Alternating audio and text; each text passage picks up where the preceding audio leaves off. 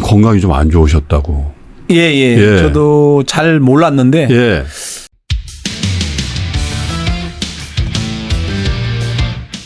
Shin Tae-yong, kekalahan dari Vietnam bukan karena kurang perjuangan, tapi ada faktor yang perlu kita evaluasi.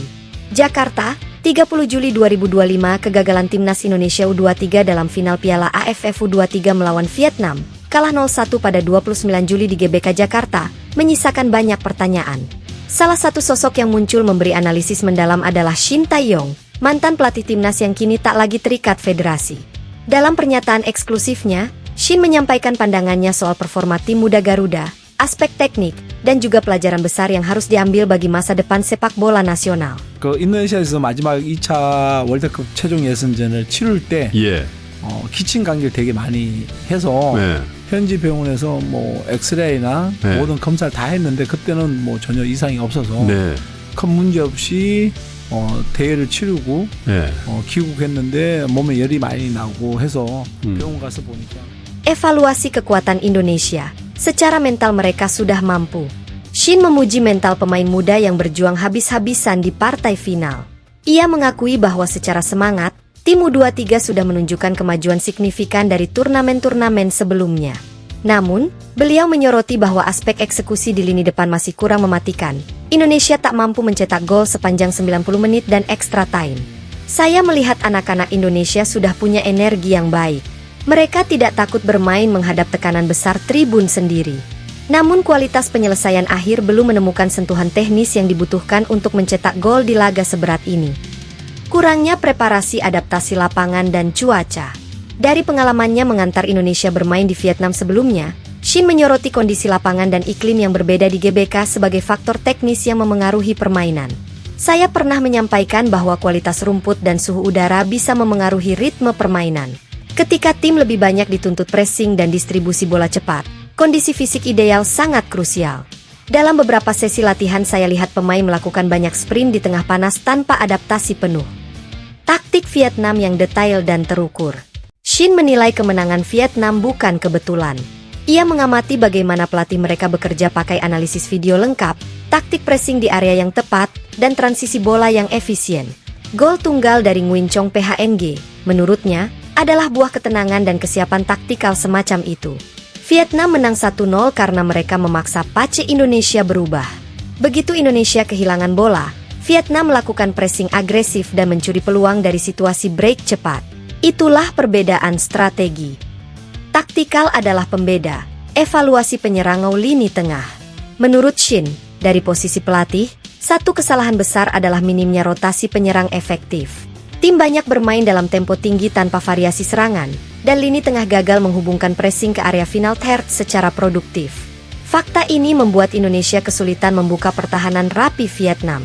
Urgensi memilih pemain kreatif dan berani berada di area kotak penalti itu penting. Namun yang terjadi malam itu adalah dominasi fisik tanpa daya gedor yang konsisten. Penggunaan wasit dan VAR tidak banyak pengaruh. Shin juga menyinggung sejumlah insiden kecil, seperti tackle keras atau kontak di kotak penalti, yang dipertanyakan publik. Namun ia menilai sistem officiating dan VAR sudah berjalan sesuai protokol. Hanya, keputusan minor seperti pelanggaran di area yang memungkinkan penalti sebenarnya ada potensi, meski tak terjadi. Wasit bertugas dengan profesional. VAR memang terbatas untuk momen tertentu. Tidak ada bukti kuat bahwa keputusan resmi membelokkan hasil. Dari sengketa 2023 ke final 2025, tidak ada kekalahan bernilai. Shin berbicara soal rivalitas panjang antara Indonesia dan Vietnam di turnamen U23.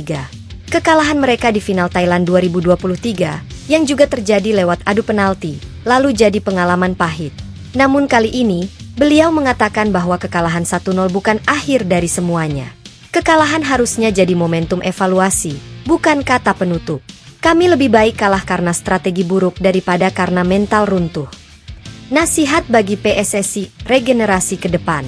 Mantan pelatih kepala ini menyampaikan pesan tegas ke PSSI, memahami bahwa regenerasi timnas bukan soal satu generasi juara lokal, tapi membangun cakupan nasional, akademi, pelatih daerah, scouting yang menyeluruh, dan sistem liga yang terintegrasi. Vietnam akhirnya bisa juara Piala AFF U23 ketiga kalinya, karena sistem mereka telah berjalan. Kita harus belajar dari situ. Mental dan fisik penting, tapi yang lebih penting, konsistensi sistem. Menatap ke depan, jangan biarkan ini jadi titik stagnan. Walau bukan lagi berada dalam struktur resmi PSSI, Shin menyampaikan dukungan moral kepada tim muda Indonesia. Ia ingin generasi pemenang timnas U19 dan U23 ini tak terbatas pada euforia sesaat. Lihat anak-anak itu, mereka sudah punya bakat dan semangat. Kini saatnya PSSI memberi fondasi klasik, pelatih berkualitas untuk domestik, match exposure lebih banyak, dan keberlanjutan regenerasi. Kesimpulan, kekalahan ini adalah awal, bukan akhir. Di mata Shin Tae-yong, final yang lalu bukan penutup babak, melainkan pintu masuk ke babak baru. Kekalahan 1-0 atas Vietnam menandakan bahwa Indonesia sudah dekat, tapi belum cukup. Semangat sudah ada. Tatkala mental ditunjukkan, sekarang saatnya menyempurnakan detail. Taktik, keputusan pemain, latihan periodik. Ini bukan mimpi jauh. Indonesia bisa jadi kekuatan sepak bola Asia Tenggara dengan perbaikan sistemik.